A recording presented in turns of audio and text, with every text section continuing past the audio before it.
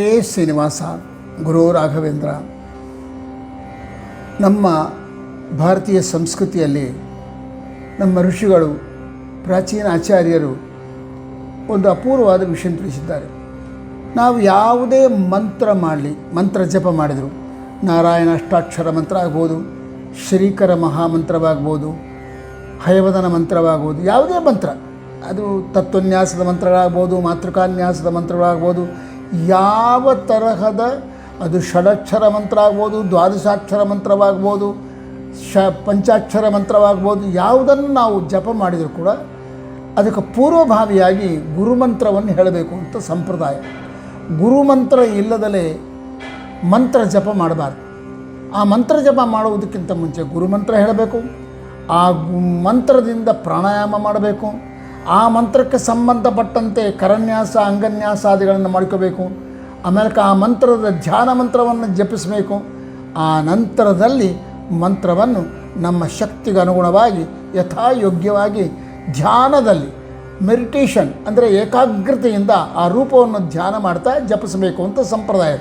ಅದರಲ್ಲಿ ಪ್ರಧಾನವಾಗಿ ಮೊಟ್ಟ ಮೊದಲು ಹೇಳಬೇಕಾಗಿದ್ದು ಗುರುಮಂತ್ರ. ಆ ಗುರುಮಂತ್ರ ಅಂದರೆ ಶ್ರೀ ಗುರುಭ್ಯೋ ನಮಃ, ಪರಮಗುರುಭ್ಯೋ ನಮಃ, ಶ್ರೀಮದಾನಂದ ತೀರ್ಥ ಭಗವತ್ಪಾದಾಚಾರ್ಯ ಗುರುಭ್ಯೋ ನಮಃ, ವೇದವ್ಯಾಸಾಯ ನಮಃ, ಭಾರತ್ಯೈ ನಮಃ, ಸರಸ್ವತ್ಯೈ ನಮಃ, ವಾಯವೇ ನಮಃ, ಬ್ರಹ್ಮಣೇ ನಮಃ, ಲಕ್ಷ್ಮೀ ನಮಃ, ನಾರಾಯಣಾಯ ನಮಃ, ಏಕಾದಶಸ್ಥಾನಿ ತತ್ತನ್ಮಂತ್ರದೇವತಾಭ್ಯೋ ನಮಃ. 11 ರೂಪಗಳನ್ನು ಧ್ಯಾನ ಮಾಡಬೇಕು. ಶ್ರೀ ಗುರುವಿನಿಂದ ಹಿಡ್ಕೊಂಡು, ಪರಮ ಗುರುವಿನಿಂದ ಹಿಡ್ಕೊಂಡು, ಆಚಾರ್ಯ ಮಧ್ವರಿಂದ ಹಿಡ್ಕೊಂಡು ಎಲ್ಲರನ್ನು ಧ್ಯಾನ ಮಾಡಿ ಆಮೇಲಕ್ಕೆ ನಿನಗಿಷ್ಟವಾದ ಯಾವ ಮಂತ್ರ ಅದೋ ಆ ಮಂತ್ರ ಜಪ ಮಾಡಬೇಕು. ಜಗನ್ನಾಥದಾಸರ ಹರಿಕಥಾಮೃತಸಾರ 32 ಸಂಧಿಗಳಲ್ಲಿ ಹೇಳಲ್ಪಟ್ಟ ಹರಿಕಥಾಮೃತಸಾರ ಏನದಲ್ಲ, ಒಂದು ರೀತಿಯಿಂದ ಮಹಾಮಂತ್ರ ಇದು. ಈಗಾಗಲೇ ನಾವು ತಿಳ್ಕೊಂಡಿದ್ದೀವಿ 32 ಸಂಧಿಗಳಲ್ಲಿ ಈ ಹರಿಕಥಾಮೃತಸಾರವನ್ನು ರಚನೆ ಯಾಕೆ ಮಾಡಿದರು ಜಗನ್ನಾಥದಾಸರು ಅಂದರೆ ಇದು ನರಸಿಂಹ ಮಹಾಮಂತ್ರಕ್ಕೆ ಪ್ರತಿಬಿಂಬ. ಯಾಕೆ ನಾನು ನರಸಿಂಹೋಪಾಸಕ, ನರಸಿಂಹನ ಮಹಾಮಂತ್ರ 32 ಅಕ್ಷರಗಳಿಂದ ಕೂಡಿದ್ದಾದ ಕಾರಣ ಅದಕ್ಕೆ ಸೂಚನೆಗಾಗಿ ನಾನು 32 ಸಂಧಿಗಳನ್ನಿಟ್ಟಿದ್ದೀನಿ. ಒಂದೊಂದು ಅಕ್ಷರಕ್ಕೆ ಒಂದೊಂದು ಸಂಧಿಯಂತೆ ಉಗ್ರಂ ವೀರಂ ಮಹಾವಿಷ್ಣುಂ ಜ್ವಲಂತಂ ಸರ್ವತೋಮುಖಂ ಶ್ರೀ ನೃಸಿಂಹಂ ಮಹಾವೀರಂ ಉಗ್ರಂ ವೀರಂ ಮಹಾವಿಷ್ಣುಂ ಜ್ವಲಂತಂ ಸರ್ವತೋಮುಖಂ ನೃಸಿಂಹಂ ಭೀಷಣಂ ಭದ್ರಂ ಮೃತ್ಯುಂ ನಮಾಮ್ಯಹಂ. ಇದು 32 ಅಕ್ಷರದ ಮಹಾಮಂತ್ರ. ಇದು ನರಸಿಂಹ ಮಹಾಮಂತ್ರ. ಈ ನರಸಿಂಹ ಮಹಾಮಂತ್ರದಲ್ಲಿ ಒಂದೊಂದು ಅಕ್ಷರಕ್ಕೆ ಒಂದೊಂದು ಸಂಧಿಯಂತೆ 32 ಸಂಧಿಗಳನ್ನು ರಚನೆ ಮಾಡಿದ್ದಾರೆ ಮಹಾನುಭಾವರಾಗಿರ್ತಕ್ಕಂಥ ಜಗನ್ನಾಥದಾಸ. ಒಂದು ರೀತಿಯಿಂದ ಇವಾಗ ಏನಾಯಿತು, ಜಗನ್ನಾಥದಾಸರು ರಚನೆ ಮಾಡಿದ ಹರಿಕಥಾಮೃತಸಾರ ಅಂತಕ್ಕಂಥ ಅದು 32 ಸಂಧಿಗಳಲ್ಲಿ ಹೆಣೆಯಲ್ಪಟ್ಟ ಹರಿಕಥಾಮೃತಸಾರ ಒಂದು ಮಹಾಮಂತ್ರ. 32 ಸಂಧಿಗಳಿಂದ ಕೂಡಿದ ಮಹಾಮಂತ್ರ. ಮತ್ತು ಈ ಮಹಾಮಂತ್ರಕ್ಕೆ ಗುರುಮಂತ್ರ ಬೇಡವಾ? ಇದು ಮಹಾಮಂತ್ರ ಅಂತ ಹೇಗೆ ಹೇಳ್ತೇನೆ ಅಂತಂದರೆ ಇದರ ಬಗ್ಗೆ ಹೇಳೋದೇ ಬೇಡ. ಜಗನ್ನಾಥದಾಸರು ಬಹಳಷ್ಟು ಕಡೆ ಹೇಳಿಕೊಂಡಿದ್ದಾರೆ. ಇವರ ಶಿಷ್ಯರು ಶ್ರೀಧ ವಿಠ್ಠಲರು, ಅವರ ಶಿಷ್ಯರು ಎಲ್ಲರೂ ಕೂಡ ಹರಿಕಥಾಮೃತಸಾರಕ್ಕೆ ಎಷ್ಟು ಪವರ್ ಅದೇ, ಅದು ಎಷ್ಟು ಶಕ್ತಿಯುಕ್ತವಾದದ್ದು, ಅದರ ಪಾರಾಯಣ, ಅದರ ಅರ್ಥಚಿಂತನೆ, ಅದರ ಮನನಗಳಿಂದ ನಮಗೆ ದೊರೆಯುವ ಫಲ ಯಾವುದು ಅಂತಂದರೆ ಮೋಕ್ಷನೇ ಅಂತ ಹೇಳಿದ್ದಾರೆ. ಎಲ್ಲರೂ ಹೇಳಿದ್ದಾರೆ, ಮುಕ್ತ ಕಂಠದಿಂದ ಹೇಳಿದ್ದಾರೆ. ಹರಿಕಥಾಮೃತಸಾರವನ್ನು ನಿತ್ಯ ಪಾರಾಯಣ ಮಾಡತಕ್ಕಂಥ ವ್ಯಕ್ತಿಗೆ ಕೈವಲ್ಯ ಕರತಲಾಮಲಕ. ಕೈವಲ್ಯ ಎಂಬುದು, ಮೋಕ್ಷ ಎಂಬುದು ಅವನ ಸಿದ್ಧಿ ಆಗ್ತದೆ. ಯಾಕೆ? ಅದು ಬಿಂಬೋಪಾಸನೆಯನ್ನು ಹೇಳ್ತಕ್ಕಂಥದ್ದು. ಬಿಂಬೋಪಾಸನೆಯೇ ಮೋಕ್ಷಕ್ಕೆ ಕಾರಣ. ಬಿಂಬೋಪಾಸನ ಸಿದ್ಧಿ ಆಯಿತು ಅಂದರೆ ಅಪರೋಕ್ಷ ಆಗ್ತದೆ. ಅಪರೋಕ್ಷ ಆಯಿತು ಅಂದರೆ ಸಂಚಿತ ಆಗಾಮಿಗಳು ಹೋಗಿಬಿಡ್ತವೆ. ಇನ್ನು ಪ್ರಾರಬ್ಧ ಒಂದು ಉಳಿದಿರ್ತದೆ. ಪ್ರಾರಬ್ಧ ಹೋಯಿತು ಅಂತಂದರೆ ಜೀವನ್ಮುಕ್ತ ಸ್ಥಿತಿ ಬಂತು ಅಂತಂದರೆ ಒಂದಲ್ಲ ಒಂದು ದಿವಸ ಮೋಕ್ಷಕ್ಕೆ ಹೋಗೋದು, ಲಿಂಗ ಶರೀರ ಭಂಗ ಆಗ್ತದೆ, ಮೋಕ್ಷಕ್ಕೆ ಹೋಗ್ತೀವಿ. ಸೊ ಹರಿಕಥಾಮೃತ ಸಾರದ ಪಾರಾಯಣದಿಂದ ಮುಕ್ತಿ ಎಂಬುದು ಸ್ವತಃ ಸಿದ್ಧಾಂತ ಎಲ್ಲ ಜ್ಞಾನಿಗಳು ಹೇಳಿದ್ದಾರೆ. ಸ್ವತಃ ಜಗನ್ನಾಥದಾಸರೇ ಸಂದರ್ಭ ಬಂದಾಗ ಇದನ್ನು ಸ್ಪಷ್ಟ ಮಾಡ್ತಾನೆ. ಇಂಥ ಮೋಕ್ಷ ಕೊಡ್ತಕ್ಕಂಥ ಹರಿಕಥಾಮೃತಸಾರ ಅಂತಕ್ಕಂಥ ಮಹಾಮಂತ್ರ ಅದಲ್ಲ. ಮತ್ತು ಇದಕ್ಕೆ ಗುರುಮಂತ್ರ ಬೇಡೇನ್ರಿ? ಇದನ್ನು ಪಾರಾಯಣ ಮಾಡಬೇಕಾದ್ರೆ ಗುರುಮಂತ್ರ ಹೇಳಬೇಕಂದ್ರೆ ಜಗನ್ನಾಥದಾಸ ಎಂಥ ಅಪೂರ್ವ ಚಿಂತನೆ ಮಾಡಿದ್ದಾರೆ ಅಂದರೆ ಮಂಗಲಾಚರಣ ಸಂಧಿ ಅಂತ ಏನದಲ್ಲ, ಅದನ್ನೇ ಗುರುಮಂತ್ರವನ್ನಾಗಿ ಮಾಡಿದ್ದಾರೆ. ಎಷ್ಟು ಅಪೂರ್ವ ಅಂತಂದರೆ ಈ ಚಿಂತನೆ ಯಾರಿಗೂ ಬಂದಿಲ್ಲ. ಮಹಿತಾತ್ಮರಾಗಿರ್ತಕ್ಕಂಥ ರಸ ಋಷಿಗಳು ಅಂತ ಕರೆಸಿಕೊಂಡಿರ್ತಕ್ಕಂಥ ಗುರು ಜಗನ್ನಾಥದಾಸರ ಕೊನೆಯ ಶಿಷ್ಯರು ಅನಿಸಿಕೊಂಡಿರ್ತಕ್ಕಂಥ ಸುಂದರ ವಿಠ್ಠಲ ದಾಸರು ಅಂದರೆ ಗೋರೆಬಾಳ್ ಹನುಮಂತರಾಯರು ತಮ್ಮ ಹರಿಕಥಾಮೃತಸಾರದಲ್ಲಿ ಪೀಠಿಕೆ ಬರೆಯುವಾಗ ಸ್ಪಷ್ಟ ಬರೀತಾರೆ. ಅದು ಮಂಗಲಾಚರಣ ಸಂಧಿಯ ಪೀಠಿಕೆ ಅಂತ ಬರೆದಿದ್ದಾರೆ. ಅಂದರೆ ಅದು ಸರ್ವಸಾರ ಸಂಗ್ರಹ ಅಂತೇಳಿ ಮಂಗಲಾಚರಣ ಸಂಧಿಯ ಸಂಗ್ರಹ ಮಾಡಿದ್ದಾರೆ. ಅದರಲ್ಲಿ ಹೇಳ್ತಾರೆ, ಈ ನಮ್ಮ ಮಾನ್ಯ ಮಾನವೀ ಜಗನ್ನಾಥದಾಸರು ಈ 32 ಸಂಧಿ ಹರಿಕಥಾಮೃತಸಾರಕ್ಕೆ ಗುರುಮಂತ್ರವಾಗಿ ಈ ಮಂಗಲಾಚರಣ ಸಂಧಿಯನ್ನು ಹೇಳಿದ್ದಾರೆ. ಹೌದು, ನೀವು ಗುರುಮಂತ್ರದಲ್ಲಿ ಏನಿರ್ತದೆ ನೀವೇ ಹೇಳಿದ್ರಲ್ಲ, ಗುರುಭ್ಯೋ ನಮಃ ಪರಮ ಗುರುಭ್ಯೋ ನಮಃ ಶ್ರೀಮದಾನಂದ ತೀರ್ಥ ಭಗವತ್ಪಾದಾಚಾರ್ಯ ಗುರುಭ್ಯೋ ನಮಃ ವೇದವ್ಯಾಸಾಯ ನಮಃ ಭಾರತ್ಯೈ ನಮಃ ಸರಸ್ವತ್ಯೈ ನಮಃ ವಾಯುವೇ ನಮಃ ಬ್ರಹ್ಮಣೇ ನಮಃ ಲಕ್ಷ್ಮೀ ನಮಃ ನಾರಾಯಣಾಯ ನಮಃ ಏಕಾದಶಸ್ಥಾನೇ ಅಖಿಲಾಂಡಕೋಟಿ ಬ್ರಹ್ಮಾಂಡ ನಾಯಕ ಶ್ರೀ ಶ್ರೀನಿವಾಸ ಪರಬ್ರಹ್ಮಣೇ ನಮಃ ಅಥವಾ ತತ್ತನ್ಮಂತ್ರ ದೇವತಾಭ್ಯೋ ನಮಃ ಅಂತ ನೀವು ಹೇಳ್ತಿರಲ್ಲ. ಮತ್ತು ಆ ರೀತಿ ಎಲ್ಲಿದೆ ನೋಡಿರಿ, ನೀವು ಸ್ವಲ್ಪ ಗಮನ ಕೊಡ್ರಿ. ಇಷ್ಟೇ ನಮಗೆ ಆಲೋಚನೆ ಮಾಡಲಿಕ್ಕೆ ಅವಕಾಶ ಕೊಟ್ಟಿದ್ದಾರೆ. ಯಾಕಂದರೆ ಜ್ಞಾನಿಗಳು ಹೇಗೆ ಮಾಡ್ತಾರೆ, ಆಚಾರ್ಯ ಮಧ್ವರು ಒಂದು ಮಾತು ಹೇಳ್ತಾರೆ, ಬರೀ ನಾನು ಹೇಳೀನಿ ಅಂಥೇಳಿ ಮೂಢನಂಬಿಕೆಯಿಂದ ಹೋಗಬೇಡ, ನೀನು ಕೂಡ ಚಿಂತನೆ ಮಾಡು. ನಾನು ಹೇಳುವುದು ಸತ್ಯನ ಅಸತ್ಯನ, ಇದು ಪ್ರಮಾಣಬದ್ಧವಾದದ್ದ ಅಪ್ರಮಾಣಿತವಾದದ್ದ, ಕಲ್ಪನಾ ಪ್ರಪಂಚದಲ್ಲಿ ಹೇಳಿದ್ದ ಅಂತ ನೀನು ಆಲೋಚನೆ. ಯಾಕೆ ಭಗವಂತನಿಗೆ ಬುದ್ಧಿ ಕೊಟ್ಟಿದ್ದಾರೆ. ಆ ಬುದ್ಧಿಯಿಂದ ನನ್ನ ಗ್ರಂಥಗಳನ್ನು ಕೂಡ ಚೆನ್ನಾಗಿ ಚಿಂತನೆ ಮಂಥನ ಮಾಡಿದ ಮೇಲೆ ನಿಮಗೆ ಸತ್ಯ ತಿಳಿತದೆ ಅಂತ ಹೇಳ್ತಾರೆ. ಅದು ಕಾರಣ ಜಗನ್ನಾಥದಾಸ ಏನು ಮಾಡಿದ್ರು ಗೊತ್ತಾ, ಮಂಗಲಾಚರಣ ಸಂಧಿಯನ್ನೇ ಗುರುಮಂತ್ರವನ್ನಾಗಿ ಮಾಡಿದರು. ಹೌದ್ರಿ, ಗುರುಮಂತ್ರದಲ್ಲಿರುವ ಪದ್ಧತಿ ಇಲ್ಲ, ಇಲ್ಲಿ ಕಾಣಿಸ್ತಾ ಇಲ್ಲಲ್ಲ. ಹಾಗೆ ಗುರುಭ್ಯೋ ನಮಃ ಪರಮ ಗುರುಭ್ಯೋ ಅಂತ ಹೇಳಿಲ್ಲಲ್ಲ, ಹೇಳಿದ್ದಾರೆ. ಸ್ವಲ್ಪ ಚಮತ್ಕಾರ ಮಾಡಿದ್ದಾರೆ. ಏನು ಮಾಡಿದ್ದಾರೆ ಗೊತ್ತಾ, ಗುರುಭ್ಯೋ ನಮಃ ಗುರುಮಂತ್ರದಲ್ಲಿ ಹೇಗಂದರೆ ಮೊದಲು ಗುರುಗಳು, ಪರಮಗುರುಗಳು, ಆಮೇಲೆ ಆನಂದ ತೀರ್ಥರು ಹೀಗೆ ಬಂದರೆ, ಜಗನ್ನಾಥದಾಸರು ಏನು ಮಾಡಿದ್ದಾರೆ ಗೊತ್ತಾ, ಉಲ್ಟಾ ಹೇಳಿದ್ದಾರೆ, ಕೆಳಗಿನಿಂದ ಹೇಳಿದ್ದಾರೆ. ನೋಡಿರಿ, ಸ್ವಲ್ಪ ಆಲೋಚನೆ ಮಾಡಿ. ಗುರುಭ್ಯೋ ನಮಃ, ಮೊಟ್ಟ ಮೊದಲು ಗುರುಭ್ಯೋ ನಮಃ. ಆ ಗುರುಭ್ಯೋ ನಮಃಕ್ಕೆ ಪ್ರತಿರೂಪವಾಗಿ ಪರಿಮಳವು ಸುಮನದೊಳಗೆ ಅನಲನು ಅರಣಿಯೊಳಗಿಪ್ಪಂತೆ ದಾಮೋದರನು ಬ್ರಹ್ಮಾದಿಗಳ ಮನದಲ್ಲಿ ತೋರದಲೆ ಇರುತಿಹ ಜಗನ್ನಾಥ ವಿಠಲನ ಕರುಣ ಪಡೆವ ಮುಮುಕ್ಷು ಜೀವರು ಪರಮ ಭಾಗವತರು. ಈ ಒಂದು ಪದ್ಯ ಪಾಕಶಾಸನ ಮುಖ್ಯ ಸಕಲ ದಿವೌಕ ಸರಿಗಭಿರಮಿಪೆ ಋಷಿಗಳಿಗೆ ಕಚಿತ್ತರಿ ಪಿತೃಗಳಿಗೆ ಗಂಧರ್ವ ಕ್ಷಿತಿಪರಿಗೆ ಆ ಕಮಲ ನಾಭಾದಿಯತಿಗಳ ನೀಕಕ ನಮಿಸುವೆನು ಬಿಡದೆ ರಮಾಕಳತ್ರಣ ದಾಸವರ್ಗಕ್ಕೆ ನಮಿಪೆ ನನ್ನ ಭರತ. ಈ 2 ಪದ್ಯಗಳು ಗುರುಭ್ಯೋ ನಮಃ. ಅಲ್ಲಿ ಗುರುಭ್ಯೋ ನಮಃ ಅಂದರೆ ಒಂದೇ ಗುರುಭ್ಯ ಹೇಳಿದ್ದಾರೆ. ಎಲ್ಲ ಗುರುಗಳನ್ನು ಸ್ಮರಣೆ ಮಾಡಿಕೊ ಅಂತ ಅರ್ಥ. ಗುರುಭ್ಯೋ ನಮಃ ಅಂತಂದರೆ ಬರೀ ಒಂದು ಗುರು ಅಂತಲ್ಲ, ನಿನ್ನಿಷ್ಟ ಬಂದು ಎಲ್ಲ ಉತ್ತರಾದಿ ಮಠದವರು ಆದ್ರಿ, ಉತ್ತರಾದಿ ಮಠದ ಎಲ್ಲ ಗುರುಗಳನ್ನು ಸ್ಮರಣೆ ಮಾಡಿರಿ. ರಾಯರ ಮಠದವರು ಆದರು, ರಾಯರ ಮಠದ ಸ್ವಾಮಿಗಳನ್ನು ಧ್ಯಾನ ಮಾಡಿರಿ, ಉತ್ತರಾದಿ ಮಠದವರನ್ನು ಧ್ಯಾನ ಮಾಡಿರಿ. ವ್ಯಾಸರಾಯ ಮಠದವರು ಆದ್ರಿ, ವ್ಯಾಸರಾಯ ಮಠದ ಸ್ವಾಮಿಗಳನ್ನೆಲ್ಲ ಧ್ಯಾನ ಮಾಡಿರಿ. ಎಲ್ಲ ಗುರುಗಳು ಬರ್ತಾರೆ. ಹಾಗೆ ಜಗನ್ನಾಥದಾಸರು ಏನು ಮಾಡಿದ್ರು ಗೊತ್ತಾ, ಗುರುಭ್ಯೋ ನಮಃ ಎಂಬುದರಿಂದ ಪರಿಮಳವು ಸುಮನದೊಳಗೆ ಅಂತ ಪದ್ಯ 13ನೇ ಪದ್ಯ, 12ನೇ ಪದ್ಯ ಪಾಕಶಾಸನ ಮುಖ್ಯ ಸಕಲ ದಿವೋಗದ, ಈ 2 ಪದ್ಯಗಳನ್ನು ಗುರುಭ್ಯೋ ನಮಃ ಎಂಬುದಕ್ಕೆ ಪ್ರತಿಯಾಗಿಟ್ಟಿದ್ದಾರೆ. ಸೊ ಗುರುಭ್ಯೋ ನಮಃ ಅಂತ ಅಂದ್ಕೊಳ್ಳೆ ಪರಿಮಳವು ಸುಮನದೊಳಗೆ ಪಾಕಶಾಸನ ಮುಖ್ಯ ಸಕಲ ದಿವೋಕ ಸರಿಗೆ, ಈ 2 ಪದ್ಯಗಳು ಗುರುಭ್ಯೋ ನಮಃ. ಪರಮಗುರುಭ್ಯೋ ನಮಃ ಯಾವುದು? ಕೃತ್ತಿವಾಸನ ಹಿಂದೆ ನೀ 40 ಕಲ್ಪ ಸಮೀರನಲ್ಲಿ ಶಿಷ್ಯತ್ವ ವಹಿಸಿ ಅಖಿಳಾಗಮಾರ್ಥಗಳು ಓದಿ ಒಂದಿಳದಿಯೋಳು 10 ಕಲ್ಪದಿ ತಮಬಗೈದಾದಿತ್ಯರೊಳಗೆ ಉತ್ತಮನೆನಿಸಿ ಪುರುಷೋತ್ತಮನ ಪರ್ಯಂಕ ಪದವೈ ದಿದಿವ ಮಹದೇವ ವಾಮದೇವ ವಿರಿಂಚಿತನಯ ಉಮಾ ಮನೋಹರ ಉಗ್ರ ಧೂರ್ಜರಿ ಸಾಮಜಾಜಿನ ವಸನ ಭೂಷಣ ಸುಮನಸೋತ್ತಂಸ ಕಾಮಹರ ಕೈಲಾಸ ಮಂದಿರ ಸೋಮ ಸೂರ್ಯಾನಲ ವಿಲೋಚನ ಕಾಮಿತಪ್ರದ ಕರುಣಿಶಮಗೆ ಸದಾ ಸುಮಂಗಳವ. ಈ 2 ಪದ್ಯ ಪರಮ ಗುರುಭ್ಯೋ ನಮಃ. ಹೌದು, ಮಾಧ್ವರಿಗೆ ವೈಷ್ಣವರಿಗೆ ಪರಮಗುರು ಯಾರಂದರೆ ಶಿವ, ಮನೋನಿಯಾಮಕ ಅಹಂಕಾರ ತತ್ವಕ್ಕೆ ಅಭಿಮಾನಿಯಾಗಿರ್ತಕ್ಕಂತಹ ಮಹಾನುಭಾವನೆ ನಮ್ಮೆಲ್ಲರಿಗೆ ಗುರು. ಇದನ್ನು ವಾದರಾಜರು ಹೇಳ್ತಾರೆ. ಎಷ್ಟು ಧವಳ ಗಂಗಿಯ ಗಂಗಾಧರ ಮಗಲಿಂಗ ಮಾಧವನ ತೋರಿಸಯ್ಯ ಗುರುಕುಲೋತ್ತುಂಗ. ಗುರುಕುಲೋತ್ತುಂಗ ನೀನು, ಗುರುಗಳಲ್ಲಿ ಶ್ರೇಷ್ಠನಾದ ಗುರು. ಉತ್ತುಂಗ ಗುರು ಅಂತಂದರೆ ಶ್ರೇಷ್ಠ ಗುರು ಅಂತ, ಪರಮಗುರು ನೀನೇ. ಇದು ಎಷ್ಟು ಸುಂದರವಾಗಿ ವಾದರಾಜರು ಹೇಳಿದ್ದಾರೆ. ಅದೇ ಪ್ರಕಾರ ಜಗನ್ನಾಥದಾಸರು 2 ಪದ್ಯಗಳ ರಚನೆ ಮಾಡಿದರು. ಕೃತ್ತಿವಾಸನೆ ಎಂಬ ಒಂದು ಪದ್ಯ, ವಾಮದೇವ ವಿರಿಂಚಿತನಯ, ಈ 2 ಪದ್ಯಗಳಿಂದ ಪರಮಗುರುಭ್ಯೋ ನಮಃ. ಮೊದಲನೇದು ಪರಿಮಳವು ಸುಮನದೊಳಗೆ, 2ನೇದು ಪಾಕಶಾಸನ ಮುಖ್ಯ. ಈ 2 ಪದ್ಯಗಳಿಂದ ಗುರುಭ್ಯೋ ನಮಃ.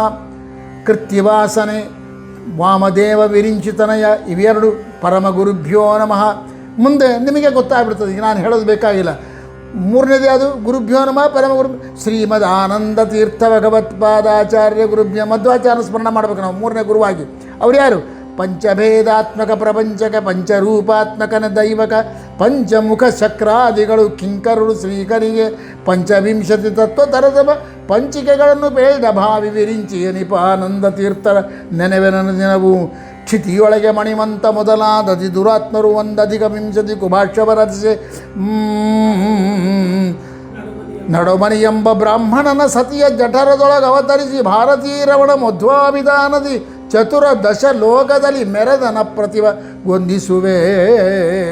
ಈ ಎರಡು ಪದ್ಯಗಳು ಶ್ರೀಮದ್ ಆನಂದ ತೀರ್ಥ ಭಗವತ್ಪಾದಾಚಾರ್ಯ ಗುರುಭ್ಯೋ ನಮಃ. ಮತ್ತೆ ಒಮ್ಮೆ ಜ್ಞಾಪ ಮಾಡಿಕೊಳ್ಳ್ರಿ. 13ನೇ ಪದ್ಯ 12ನೇ ಪದ್ಯ ಗುರುಭ್ಯೋ ನಮಃ, 11ನೇ ಪದ್ಯ ಮತ್ತು 10ನೇ ಪದ್ಯ ಪರಮಗುರುಭ್ಯೋ ನಮಃ, 11ನೇ ಪದ್ಯ ಮಹಾಲಾಸ್, 9ನೇ ಪದ್ಯ 8ನೇ ಪದ್ಯ ಶ್ರೀಮದ್ ಆನಂದ ತೀರ್ಥ ಭಗವತ್ಪಾದಾಚಾರ್ಯ ಗುರುಭ್ಯೋ ನಮಃ. ಮುಂದೆ ಶ್ರೀ ಗುರುಭ್ಯೋ ನಮಃ ಪರಮಗುರುಭ್ಯೋ ನಮಃ ಶ್ರೀಮದ್ ಆನಂದ ತೀರ್ಥ ವೇದವ್ಯಾಸಾಯ ನಮಃ. ವೇದವ್ಯಾಸಾಯ ನಮಃ.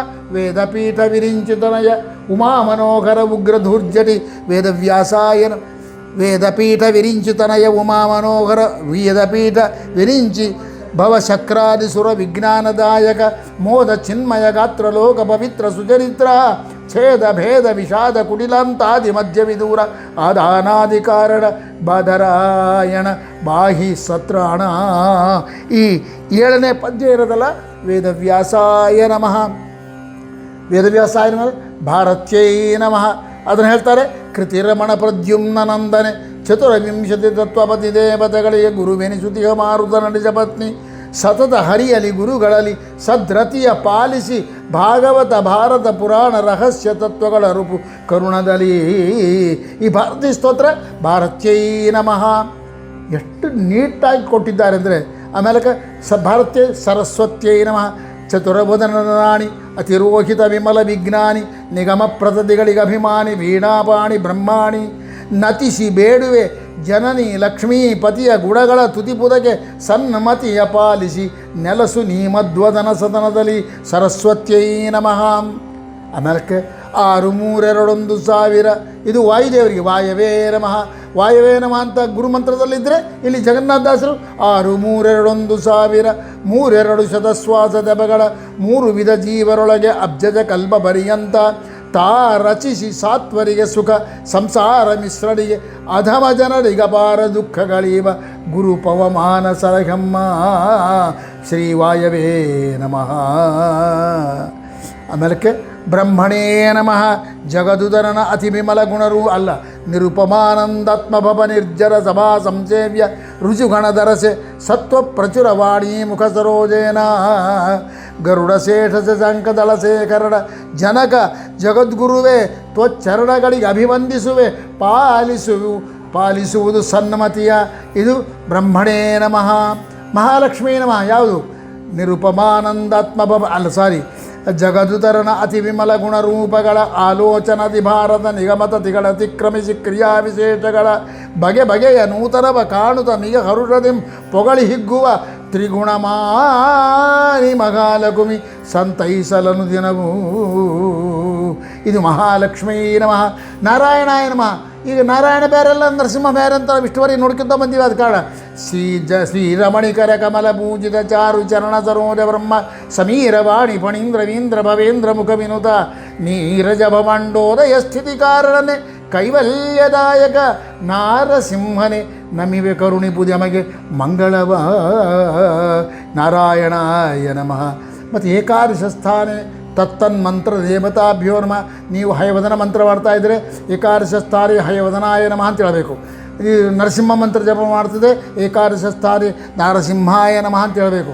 ರಾಮ ಮಂತ್ರ ಜಪ ಮಾಡ್ತಾ ಇದ್ದರೆ ಏಕಾದಶ ಸ್ಥಾನೆ ರಾಮಾಯ ನಮಃ ಅಂತ ಹೇಳಬೇಕು. ವೇದವ್ಯಾಸ ಮಂತ್ರ ಜಪ ಮಾಡ್ತಾ ಇದ್ದರೆ ಏಕಾದಶ ಸ್ಥಾನೆ ವೇದವ್ಯಾಸಾಯ. ಮತ್ತು ಇಲ್ಲಿ ಈ ಮಂತ್ರ ಹರಿಕಥಾಮೃತಸಾರ ಅಂತಕ್ಕಂಥ ಮಂತ್ರ ಅದಲ್ಲ. ಇದರಿಂದ ಪ್ರತಿಪಾದ್ಯ ರೂಪ ಯಾವುದಂದರೆ ಬಿಂಬರೂಪ. ಆ ಬಿಂಬರೂಪ ಎಲ್ಲಿ ಹೇಳಿದ್ದಾರೆ? ಹರಿ ಎಂಬ ಶಬ್ದನೇ ಬಿಂಬ. ಎಲ್ಲಿವರೆಗೆ ಬಿಂಬ ಬೇರೆ ಬೇರೆ ಬೇರೆ ಬೇರೆ ಇರ್ತಾನೆ. ಈಗ ನನ್ನ ರೂಪ ಏನದು ನನಗೆ ಗೊತ್ತಿಲ್ಲ. ನನ್ನ ಸ್ವರೂಪ ನನ್ನ ಜೀವಿ ಯಾವ ಆಕಾರದಲ್ಲಿದ್ದಾನೆ ಅದು ಪ್ರಾಣಿಯ ರೂಪದಲ್ಲಿ ಅದನ್ನು ಎಲ್ಲ ರೂಪದಲ್ಲಿ 84 ಲಕ್ಷ ಜೀವರಾಶಿಗಳು 84 ಲಕ್ಷ ಜೀವರಾಶಿಗಳ ರೂಪದಲ್ಲಿ ಯಾವುದೋ ಒಂದು ರೂಪದಿಂದ ನಮ್ಮ ಜೀವ ಇರ್ತಾರೆ. ಸೊ ನಮ್ಮ ಜೀವ ಯಾವ ರೂಪದಲ್ಲಿ ಇರ್ತದೋ ಅದೇ ರೂಪದಲ್ಲಿ ಬಿಂಬರೂಪ ಇರ್ತಾರೆ. ಆ ದರ್ಶನ ಆಗೋವರೆಗೆ ಅವನನ್ನು ಏನಂತ ಕರಿಬೇಕು ಅಂತಂದರೆ ಹರಿ ಹರಿ ಅಂತ ಕರಿಬೇಕು, ಇಲ್ಲ ಘೃಣಿ ಅಂತ ಕರಿಬೇಕು. ಘೃಣಿ ಅಂತನ್ನ ಕರಿ, ಹರಿ ಅಂತನ್ನ ಕರಿ. ಸೊ ದಾಸರು ಏನು ಮಾಡಿದ್ರು ಗೊತ್ತಾ, ಹಿಂಗೆ ನಿನಗೆ ಬಿಂಬ ದರ್ಶನ ಆಗಿಲ್ಲಲ್ಲಪ್ಪ, ನನ್ನ ಬಿಂಬ ಯಾರು ಅಂತ ಗೊತ್ತಿಲ್ಲ, ನನಗೂ ಗೊತ್ತಿಲ್ಲ, ಅದಕ್ಕೆ ನಾನು ಏನು ಮಾಡ್ತೀನಿ ಗೊತ್ತಾ, ಹರಿ ಅಂತ ಹೇಳಿಬಿಡ್ತೀನಿ. ಹರಿ ಎಂಬ ರೂಪ ಬಿಂಬ ರೂಪ. ಯಾಕೆ? ಹರಿರ್ ಹರತಿ ಪಾಪಾನಿ, ನಮಗೆ ಪಾಪ ರೂಪದಲ್ಲಿ ಇರತಕ್ಕಂಥದ್ದು ಯಾವುದು? ಲಿಂಗ ಶರೀರ. ಆ ಲಿಂಗ ಶರೀರವನ್ನು, ಅಜ್ಞಾನವನ್ನು ಕಳಿತಕ್ಕಂಥ, ನಮ್ಮ ಎಲ್ಲ ಪಾಪಗಳನ್ನು ಕಳಿತಕ್ಕಂಥ ರೂಪ ಯಾವುದು ಅಂದರೆ ಬಿಂಬರೂಪಿ ಪರಮಾತ್ಮ, ಅವನು ಹರಿಯಾಗಿದ್ದಾನೆ ಅಂತ. ಹರಿ ಅಂತ ಮೊದಲು ಹೇಳಿಬಿಟ್ಟು ಏಕಾದಶ ಸ್ಥಾನೆ ಶ್ರೀ ಬಿಂಬರೂಪಿ ಶ್ರೀ ಹರಯೇ ನಮಃ ಅಂತ ಅನ್ನಬೇಕು. ಹರಿ ಅದನ್ನೇ ಹೇಳ್ತಾರೆ, ಹರಿ ಕಥಾಮೃತ ಸಾರ ಗುರುಗಳ ಕರುಣದಿಂದ ಪಂತು ಪೇಳುವೆ ಪರಮ ಭಗವದ್ಭಕ್ತರಿದನಾದರದಿ ಕೇಳುವುದು. ಇದು ಹರಯೇ ನಮ ತತ್ತೇಕಾದಶ ಸ್ಥಾನೆ ತತ್ತನ್ಮಂತ್ರ ಹರಿ ಬಿಂಬಾಭಿನ್ನ ಹರಯೇ ನಮಃ ಅಂತ ಇಲ್ಲಿ ಚಿಂತನೆ ಮಾಡಬೇಕು. ಸೊ ಮೊದಲನೇ ಪದ್ಯ ಅಂದರೆ ನಾಂದಿ ಪದ್ಯ ಹರಿಕಥಾಮೃತ ಸಾರ ಗುರುಗಳ ಎಂಬುದು ಹರಯೇ ನಮಃ, ಬಿಂಬಾಭಿನ್ನ ಹರಯೇ ನಮಃ ಏಕಾದಶ ಸ್ಥಾನೆ. ಲಕ್ಷ್ಮೀಂದ್ರಸಿಂಹನ ಶ್ರೀರಮಣಿಕರ ಕಮಲ ಪೂಜಿತ ಎಂಬುದು ನಾರಸಿಂಹ ನಾರಾಯಣಾಯ ನಮಃ. ಜಗದುದರನ ಅತಿ ವಿಮಲ ಗುಣರೂಪಳ ಎಂಬುದು ಮಹಾಲಕ್ಷ್ಮೀ ನಮಃ. ಜಗದುದರನ ನಿರುಪಮಾನಂದಾತ್ಮಭವ ನಿರ್ಜರ ಅಂದರೆ ಬ್ರಹ್ಮಣೇ ನಮಃ. 6311000 ಎಂಬುದು ವಾಯವೇ ನಮಃ. ಚತುರವದನ ರಾಣಿ ಎಂಬುದು ಸರಸ್ವತ್ಯೈ ನಮಃ. ಕೃತಿರಮಣ ಪ್ರದ್ಯುಮ್ನಂದನ ಎಂಬುದು ಭಾರತ್ಯೈ ನಮಃ. ವೇದಪೀಠ ವಿರಿಂಚಿ ಭವಶಕ್ರಾದಿಸುರ ವಿಜ್ಞಾನದಾಯಕ ಎಂಬುದು ವೇದವ್ಯಾಸಾಯ ನಮಃ. ಪಂಚಭೇದಾತ್ಮಕ ಪ್ರಪಂಚಕ್ಕೆ ಎಂಬ ಒಂದು ಪದ್ಯ, ನಡುಮನೆ ಎಂಬ ಬ್ರಾಹ್ಮಣನ ಎಂಬ ಒಂದು ಪದ್ಯ, ಇವೆರಡು ಕೂಡ ಶ್ರೀಮದ್ ಆನಂದ ತೀರ್ಥ ಭಗವತ್ಪಾದಾಚಾರ್ಯಾಯ ನಮಃ. ಕೃತ್ಯವಾಸನ ಹಿಂದೆ ನೀ 40 ಕಲ್ಪ ಸಮೀರ ಎಂಬ ಪದ್ಯ ಮತ್ತು ವಾಮದೇವ ವಿರಿಂಚಿತನಯ ಎಂಬ ಈ ಪದ್ಯ, ಇದು ಪರಮಗುರುಭ್ಯೋ ನಮಃ. ಆಮೇಲೆ ಮೂರನೇದು ಇದು ಯಾವುದು, ಪರಿಮಳವು ಸುಮನದೊಳಗೆ ಮತ್ತು ಪಾಕಶಾಸನ ಮುಖ್ಯ ಸಕಲ ದಿವೌಕಸರಿಗೆ ಎಂಬುದು ಪರಿಮಳವು ಸುಮನದೊಳಗೆ. ಇವೆರಡು ಗುರುಭ್ಯೋ ನಮಃ ಪರಮಗುರುಭ್ಯೋ ನಮಃ. ಹಾಗೆ ನಿಮ್ಮೊಂದು ಪ್ರಶ್ನೆ ಮಾಡಬೇಕು, ಏನಂತಂದರೆ ಮತ್ತು ವಾಯುದೇವರು ಆಚಾರ್ಯ ಮಧ್ವರಿಗೆ ಸಂಬಂಧಪಟ್ಟಿದ್ದು 2 ಪದ್ಯ ಹೇಳಿದರು, ಮತ್ತು ರುದ್ರದೇವರಿಗೆ ಸಂಬಂಧಪಟ್ಟಿದ್ದು 2 ಹೇಳಿದರು. ದೇವತೆಗಳಿಗೆ ಗುರುಗಳಿಗೆ ಸಂಬಂಧಪಟ್ಟಂತೆ ಏನು ಮಾಡಿದ್ರು ಗೊತ್ತಾ, 2 ಪದ್ಯ ಹೇಳಿದ್ರಲ್ಲ. ಯಾಕೆ ಅವ್ರಿಗೆ ಕೂಡ ಒಂದೊಂದೇ ಪದ್ಯ ಯಾಕೆ ಹೇಳಬಾರ್ದಾಗಿತ್ತು? ಸರಿ, ಈಗ 11 ಟ್ಯಾಲಿ ಮಾಡಬಹುದಾಗಿತ್ತಲ್ಲ. ಯಾಕೆ ಹೇಳಿದ್ರು ಅಂದರೆ ಆಚಾರ್ಯ ಮಧ್ವರ ದೀಕ್ಷಾ ಅವರು ಮಾಡಿದ ಉಪಕಾರ ಏನು ಅಂತ ಒಂದು ಹೇಳಿದರು, ಅವರ ಜನ್ಮ ರಹಸ್ಯ ಹೇಳಿದರು. ಪರಮಗುರುಗಳು ಆನಂದ ತೀರ್ಥರು ಅವರ ಸ್ಮರಣೆ ಒಮ್ಮೆ ಮಾಡಿದರೆ ಸಾಲದಲ್ಲ. ನಮಗೆ ಈ ದೇವತೆಗಳ ಮೇಲಿರ್ತಕ್ಕಂಥ ವೇದವ್ಯಾಸ ದೇವರಾಗಲಿ, ಭಾರತೀ ದೇವಿಯಾಗಲಿ, ಸರಸ್ವತಿ ಆಗಲಿ, ವಾಯುದೇವರಾಗಲಿ, ಬ್ರಹ್ಮದೇವರಾಗಲಿ, ಲಕ್ಷ್ಮಿ ಆಗಲಿ, ನಾರಾಯಣ ಆಗಲಿ, ಬಿಂಬಮೂರ್ತಿ ಪರಮಾತ್ಮನಾಗಲಿ, ಇವರ ಪೂರ್ಣ ಅನುಗ್ರಹ ಆಗಬೇಕಾದ್ರೆ ಗುರುಗಳ, ಪರಮಗುರುಗಳ, ಶ್ರೀಮದ್ ಆನಂದ ತೀರ್ಥ ಭಗವತ್ಪಾದರ ಪರಮಾನುಗ್ರಹ ನಮಗಾಗಬೇಕು. ಅದ ಕಾರಣ ಅವ್ರನ್ನ ವಿಶೇಷ ರೀತಿಯಿಂದ ಕೊಂಡಾಡಬೇಕು ಎಂಬ ರೀತಿಯಿಂದ ಮಹಾನುಭಾವರಾದ ಜಗನ್ನಾಥದಾಸರು ಈ 3 ಜನರಿಗೆ 2 ಪದ್ಯ ಹೇಳಿದ್ದಾರೆ. ಗುರುಭ್ಯೋ ನಮಃ ಅಂಬಲ್ಲಿ ಒಬ್ಬ ಗುರುಗಳಲ್ಲಲ್ವ, ಪಾಕಶಾಸನ ತತ್ವಾಭಿಮಾನಿ ದೇವತೆಗಳನ್ನು ಮತ್ತು ಎಲ್ಲ ಭಾಗವತರನ್ನು ಸ್ಮರಣೆ ಮಾಡಿ ಗುರುಭ್ಯೋ ನಮಃ ಅಂತ ಚಿಂತನೆ ಮಾಡಿದರು. ಒಬ್ಬರನ್ನ ಒಂದೇ ಪದ್ಯದಲ್ಲಿ ಎಲ್ಲರೂ ಬರೋದಿಲ್ಲ. ತತ್ವಾಭಿಮಾನಿ ದೇವತೆಗಳು ಬರಬೇಕು ಮತ್ತು ಪುರಂದರದಾಸಾದಿ ಸಕಲ ಹರಿದಾಸರು ಬರಬೇಕು ಎಂಬ ಉದ್ದೇಶದಿಂದ ಪಾಕಶಾಸನ ಮತ್ತು ಪರಿಮಳವು 2 ಹೇಳಿದರು. ವಾಯುದೇವ ರುದ್ರದೇವರಿದ್ದಾರಲ್ಲ, ಅವರು ನಮ್ಮ ಪರಮಗುರುಗಳು. ಅವರು ಅಹಂಕಾರ ತತ್ವಕ್ಕೆ ಅಭಿಮಾನಿಗಳು, ಮನಸ್ತತ್ವಕ್ಕೆ ಅಭಿಮಾನಿಗಳು. ಈ 2ನ್ನು ಮನಸ್ಸಲ್ಲಿಟ್ಟುಕೊಂಡು 2 ಪದ್ಯಗಳನ್ನು ಹೇಳಿದರು. ಆಚಾರ್ಯ ಮಧ್ವರು ಅವರು ನಮ್ಮನ್ನು ಉದ್ಧಾರ ಮಾಡಿದ ವ್ಯಕ್ತಿಗಳಾದ ಕಾರಣ ಅವರ ವೇದಾಂತದ ರಹಸ್ಯ ಏನು ಅಂತ ಒಂದು ಪದ್ಯದಲ್ಲಿ ಹೇಳಿ, ಇನ್ನೊಂದರಲ್ಲಿ ಅವತಾರದ ಮಹತ್ವವನ್ನು ಇನ್ನೊಂದು ಪದ್ಯದಲ್ಲಿ ಹೇಳಿ ಅವರನ್ನು ವಿಶಿಷ್ಟವಾದ ರೀತಿಯಲ್ಲಿ ಮಾಡಿದ್ರು. ಇಂಥ ಹರಿಕಥಾಮೃತ ಸಾರದ ಮಂಗಲಾಚರಣ ಸಂಧಿಯನ್ನು ನಾವೆಲ್ಲರೂ ಕೂಡ ಇದು ಗುರು ನಮಸ್ಕಾರ, ಗುರು ಮಂತ್ರ ಅಂತ ಚಿಂತನೆ ಮಾಡಿ ಪಾರಾಯಣ ಮಾಡಿದರೆ ನಮ್ಮ ಜನ್ಮ ಗುರುಮಂತ್ರ ಸಹಿತವಾಗಿರತಕ್ಕಂಥ 32 ಸಂಧಿಗಳಲ್ಲಿ ವ್ಯಕ್ತವಾದ ಮಹಾಮಂತ್ರದ ಹರಿಕಥಾಮೃತಸಾರ ಎಂತಕ್ಕಂಥ ಮಹಾಮಂತ್ರದ ಜಪ ಮಾಡಿದಂತೆ ಆಗಿ ನಮ್ಮ ಜೀವನ ಧನ್ಯ ಆಗ್ತದೆ ಅಂತ ಹೇಳ್ತಾ ಸಮಾಪ್ತಿ ಮಾಡೋಣ. ಮತ್ತು ನಾಳೆ ಇನ್ನು ಮುಂದಿನ ವಿಶೇಷವನ್ನು ಚಿಂತನೆ ಮಾಡೋಣ ಅಂತ ಹೇಳ್ತಾ, ಹರೇ ಶ್ರೀನಿವಾಸ ಗುರು ರಾಘವೇಂದ್ರ.